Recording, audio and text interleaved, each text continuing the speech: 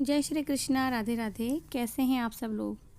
आशा रखती हूँ अच्छे ही होंगे। स्वागत करती हूँ आप सभी लोगों का लड्डू गोपाल जी की सेवा ज्ञान भक्ति चैनल में। आज का वीडियो बहुत ही ज़्यादा विशेष है क्योंकि बहुत ही प्यारे सी व्यूअर हैं हमारी जो कि गांव से बिलोंग करती हैं, वो भी ऐसे गांव से जहाँ ना कोई सामान मिलता है। और यूँ कहूँ कि वो ये कहती हैं कि उनकी पूजा को सभी लोग व्यर्थ मानते हैं, दिखावा कहते हैं, या वो जो भी करते हैं उन पर सवाल उठाते हैं। तो उन्होंने कहा है कि मैम प्लीज़ मेरा नाम मत लीजिएगा। तो फिर नाम परिवर्तन करने से भी कोई मतलब नहीं होगा, तो मैं वैसे बिना नाम के बता देती हूँ। वो बहुत परेशान रहती हैं अपने कार्यों को लेकर के। अपने जीवन में कई चीज़ें उन्होंने जो उनके साथ घटित हुई उन्होंने मुझे बताई। तो चलिए, ये वीडियो उनके ही प्रश्न के आधार पर है। वो हमेशा अपने भाग्य को कोसती रहती हैं। तो चलिए, आज हम कुछ अलग चर्चा करते हैं, किसी कथा को लेकर नहीं, किसी इंसान को लेकर के नहीं, अपने भाग्य को लेकर के। तो क्या हमारा भाग्य हमारे कर्मों पर कार्य करता है या हमारे कर्मों पर निर्भर रहता है? इसी बारे में ये वीडियो हर उस प्रत्येक इंसान के ऊपर हो सकती है जो कि ये जानना चाहता है कि हमारे कर्म भाग्य में क्या अंतर है। तो देखिए, भगवान नहीं बल्कि मनुष्य स्वयं ही अपनी किस्मत बनाता है। लेकिन हम ऐसा कैसे कर सकते हैं? अगर मनुष्य को अपने अनुसार हर काम करने दे दिया जाए तो उसका नतीजा आखिर में क्या होगा? लोग सिर्फ अपने बारे में ही सोचेंगे, यानी अपनी जेब भरेंगे और आगे बढ़ जाएंगे। क्योंकि आज के इस युग में कौन किसी का भला चाहता है बताइए? किसी भी दौड़ में ले लीजिए, किसी भी दौड़ में कोई प्रथम आता है तो कोई दूसरे नंबर पर आता है। यदि व्यक्ति को उसकी किस्मत लिखने का मौका दे दिया जाए तो पहले वे खुद को आगे रखेगा। केवल वही हमारे कर्म नहीं होते, और दूसरे को हमेशा पीछे रखेगा, यानी खुद को सबसे पहले आगे फिर दूसरे को पीछे। ये प्रत्येक इंसान के कर्म होते हैं। वो यही चाहता है कि पहले वो आगे बढ़े। हम जो करते हैं केवल वही हमारे कर्म नहीं, बल्कि हम जो सोचते हैं या जो कहते हैं वो सब हमारे कर्म ही होते हैं। कहते हैं हम इस संसार को हम जो भी देते हैं वह किसी न किसी रूप में वापस हमारे पास लौट करके आता ही आता है। जिस प्रकार हमारा कर्म ही हमारी किस्मत तय करता है। हम वो हैं जो अपने कार्य से कर्म करते हैं, इसलिए अपने भाग्य के जिम्मेदार भी हम खुद ही होते हैं। तो किसी को दोष देना गलत होता है। यदि आप किसी को दर्द दे रहे हो, तकलीफ़ दे रहे हो, तो कल किसी न किसी रूप में वह आपको वापस ज़रूर मिलेगा। देखिए, मेरे साथ भी कुछ ऐसा ही घटित होता है। मैं सिर्फ भगवान की सेवा कर रही हूँ, उसी पर वीडियो बनाती हूँ और उसी पर वीडियो अपलोड करती हूँ। उस पर डिसलाइक भी होता है और नेगेटिव कमेंट भी होता है। कमेंट ही नहीं, भद्दी गालियाँ भी होती हैं, जबकि वीडियो में केवल भगवान की सेवा दिखाई हुई होती है।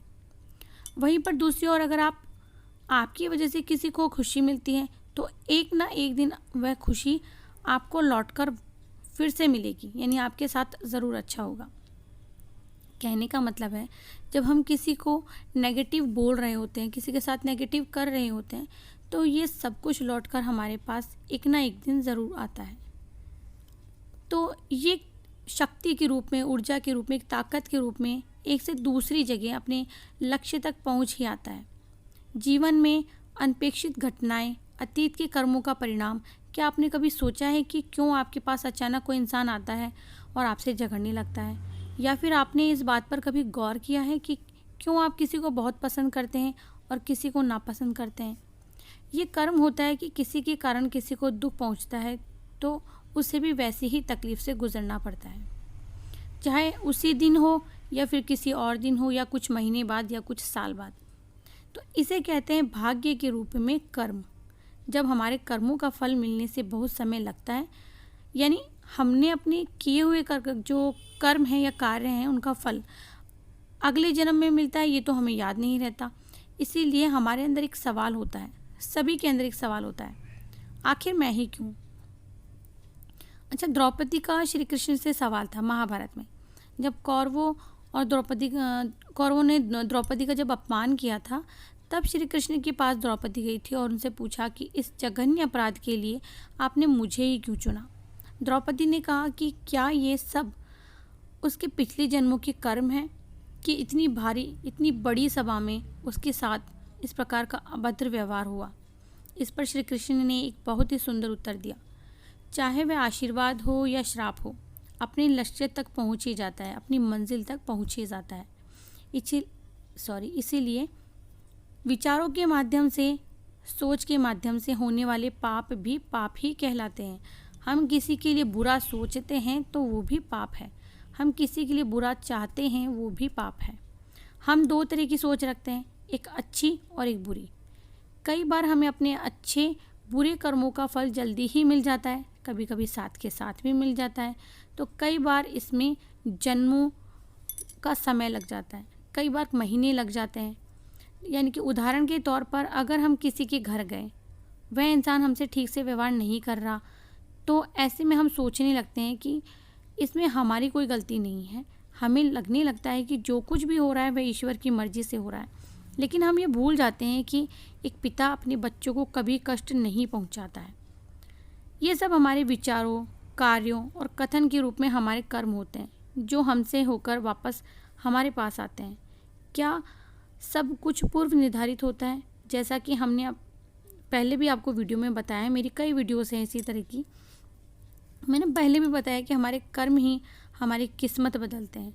हमें अपने पिछले जन्मों और उनके परिणाम के अनुसार ही फल भुगतना पड़ता है। परिणामों को स्वीकार करना भी सीखना चाहिए हमें, और साथ ही में भविष्य में अच्छे कर्म करने का हमें निर्णय करना चाहिए, ठान लेनी चाहिए और भगवान से, अपने आप से एक वादा करना चाहिए, क्योंकि हम अच्छा करें या बुरा, उसका जो फल है हमें ही मिलने वाला है। आपको याद है कि हम अक्सर एक दूसरे से बात ही बात में ज़रूर कहते हैं, सुनते हैं कि भाग्य का लिखा कोई नहीं मिटा सकता, मतलब जो भाग्य में है वो होकर रहेगा। पर हम ये नहीं सोचते कि भाग्य है क्या, भाग्य बनता कैसे है, ईश्वर कैसे ये दिमाग में लाता है कि इसके भाग्य में राज्य है या इसके भाग्य में दरिद्रता। ईश्वर भी कुछ सोच समझ कर ही भाग्य बनाता होगा ना, तो वो भाग्य बनाते समय किस चीज़ को प्रधानता देता होगा, किस चीज़ को मेन रखता होगा, जाहिर सी बात है वो है हमारा कर्म।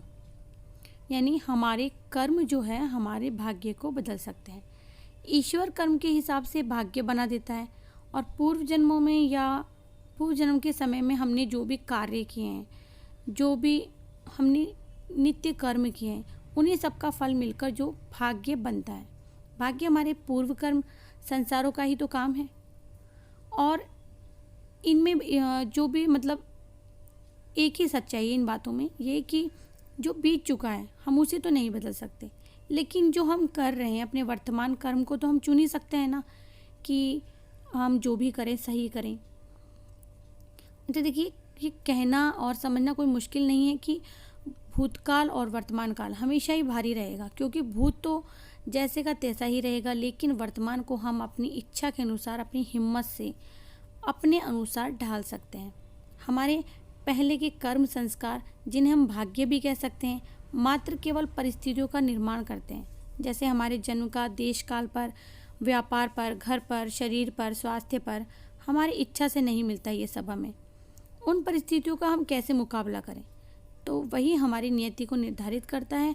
तो देखिए, कालिदास और बोपदेव जी, नेपोलियन आदि कितने ही नाम गिनाए जा सकते हैं जिन्होंने अपना भाग्य के सहारे ही छोड़कर धोखा नहीं खाया। कर्म के प्रबल वेग से सुनहरे अक्षरों में उन्होंने अपना नाम लिखवाया। भाग्य तो हम सभी का एक ही है, जिसे कोई बदल नहीं सकता, और वह भाग्य यह है कि हम सभी ने परम पद की पूर्णता की प्राप्ति की है। जो कर्मयोगी है पूरी दृढ़ता से, हिम्मत से और उत्साह से हंसते खेलते सहेजी सब कुछ करने का प्रयत्न करता है, और दूसरी ओर एक आलसी और एक तमोगुणी वह बचने या टालने की कोशिश करता रहता है। लेकिन कब तक? आखिर चलना तो हमें पड़ेगा, क्योंकि सचमुच भाग्य को कोई नहीं बदल सकता। लेकिन जितने भी लोग हैं जो ये सोचते हैं कि हम लोग तो अच्छा कर रहे हैं फिर भी हमारे साथ बुरा होता है, तो सभी ने संघर्ष के द्वारा अपनी चेतना का विकास किया है, चाहे या अनचाहे। परमात्मा ने इंसान को इसीलिए सोचने समझने की शक्ति दी है, ताकि वह अपने जो पहले के अनुभव हैं, पहले के जो कर्म हैं, उनके आधार पर सही रास्ता चुन सके। देखिए, माया के चक्कर में हम सब कुछ ही भूल जाते हैं, अपने आगे रास्ते पर जा नहीं पाते, और क्या कहें। देखिए, सुख तो स्वयं प्राप्त होता ही होता है। उधार या दान के द्वारा भोजन, धन आदि तो मिल जाता है, लेकिन सुख और संतोष कभी किसी को नहीं मिलता। तो अनंत काल से इस विषय पर चर्चा होती आ रही है कि कर्म महत्वपूर्ण है या भाग्य। तो मैं भी यही कहूँगी, कर्म ही महत्वपूर्ण है। जीवन में अगर आपको कुछ पाना है, मेहनत करनी पड़ेगी। मंजिलें उन्हीं को मिलती हैं जो मेहनत करते हैं। तुलसीदास जी ने भी श्री रामचरितमानस में यही लिखा है कि कर्म प्रधान विश्व करी राखा, अर्थात युग तो कर्म का है। इसका अर्थ ये हुआ कि हम अपना कार्य करें, फल की चिंता ना करें। किसान जब खेत में बीज बोता है, उसे नहीं पता होता कि बारिश होगी कि नहीं, ज़मीन में से बीज अंकुर फूटेगा कि नहीं, अगर पौधा आ भी गया तो क्या उसमें फल आएगा। लेकिन किसान बीजों को ज़मीन में बोता है और फल की जो चिंता है वो ईश्वर पर छोड़ देता है। तो भाग्य का समर्थन करने वाले कहते हैं कि हमें जो सुख संपत्ति वैभव प्राप्त हुआ है वह भाग्य से होता है। जब चार लोग एक समान बुद्धि और ज्ञान रखने वाले एक ही समान कार्य करते हैं तो उसमें सिर्फ दो को ही सफलता मिलती है। ठीक है, तो एक ऐसा उदाहरण ये है कि दो व्यक्ति एक साथ लॉटरी का टिकट खरीदते हैं, पर लॉटरी एक की ही लगती है। जब दोनों ने लॉटरी का टिकट खरीदा तो एक साथ खरीदा था, लेकिन फल अलग अलग क्यों? कर्मों के अनुसार। तो सबके अपने अपने अलग कर्म हैं। वो उसका पहले का जो भी घटित था वो कर्म ही था, जिसका परिणाम उसे लॉटरी के द्वारा मिला। कभी कभी हम बहुत मेहनत करते हैं, इसके बाद भी हमें सफलता बिल्कुल भी नहीं मिलती, हमारी किस्मत खराब होती है। पर ऐसा होता क्यों है? कर्मों के परिणाम के कारण। हम अच्छा कर्म करें या बुरा, परिणाम तो सबका आता है। ये सच है कि किसी किसी को अपने जीवन में संघर्ष बहुत करना पड़ता है। यानी कि देखिए, हम परीक्षा देते हैं, अच्छा किया तो अच्छे नंबर मिलेंगे और बुरा किया तो बुरे नंबर मिलेंगे। अब देखिए, संघर्ष करने वाले व्यक्ति के सामने एक रास्ता होता है, उसे अपनी मंजिल तक जाने के लिए रास्ता बनाना पड़ता है, अपने खुद के लिए रास्ता बनाना पड़ता है। उसके लिए संघर्ष करना ही पड़ता है। सही मायने में जीतता वही है जो अपना रास्ता खुद बनाकर सफलता की ओर जाता है। दूसरों के कर्मों का सहारा लेकर हम जीत हासिल कभी नहीं कर सकते। हम किसी के भी पैसे वालों किसी को भी देख लें, कोई पैसे वाला है, वो राज कर रहा है, बहुत पता नहीं उसने क्या संघर्ष किया होगा, क्या नहीं किया होगा। तो मैं तो अंत में यही कहूँगी कि भाग्य भी उन लोगों का ही साथ देता है जो कर्म करते हैं। किसी भी खुदरे पत्थर को चिकना बनाने के लिए हमें उसे रोज़ घिसना पड़ेगा। ऐसा ही नहीं ज़िंदगी में हमें सब कुछ मिल जाता है। हमें बस कर्म करते जाना है, फल की चिंता नहीं करनी है। जैसे परीक्षा देने वाले विद्यार्थी परीक्षा देने के बाद उसके परिणाम का इंतज़ार करते हैं, बस हमें भी वही करना है।